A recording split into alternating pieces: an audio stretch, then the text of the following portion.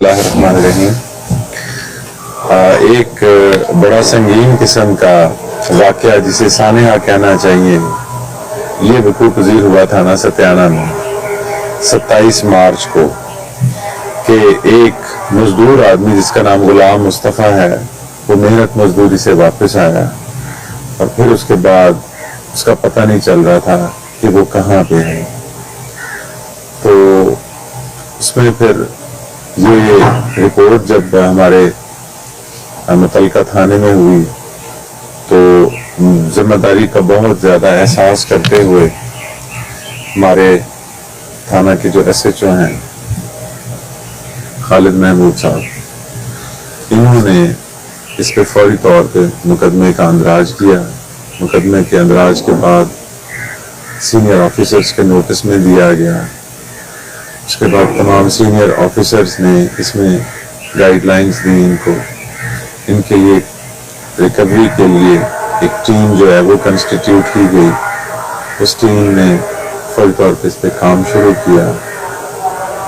Suspect لگی مصطفیٰ کی بیوی سلمہ کہ شاید سلمہ اس میں ملوث نہ ہو۔ جب سلمہ کو انٹروگیٹ کیا گیا بڑے پروفیشنل وے میں، تو سامنے آیا کہ سلمہ اور عثمان ان دونوں کے آپس میں illicit ریلیشنز تھے، ان کے ناجائز تعلقات تھے، جس کی وجہ سے انہوں نے یہ انتہائی قدم اٹھایا اور مصطفیٰ کو انہوں نے قتل کرنے کے بعد اسی گھر کے کمرے کے فرش میں دفن کر دیا۔ ڈیڈ باڈی ریکور کر لی، دونوں ملزموں نے انکشاف بھی کر لیا۔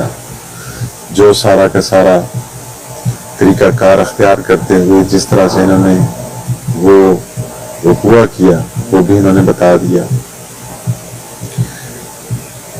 سزا پائیں گے پوری اپنی، اور انعام پائے گی ہماری پولیس آفیسرز کی ٹیم، جنہوں نے بڑے پروفیشنل انداز میں اس سانحے کو ورک آؤٹ کرنے کے لیے، اس انسیڈنٹ کو ڈھونڈنے کے لیے انہوں نے پوری کوشش کی، اور صرف چند گھنٹوں کے اندر اس کیس کو انہوں نے ورک آؤٹ کیا اور ملزمان کو اریسٹ کیا۔ بہت شکریہ۔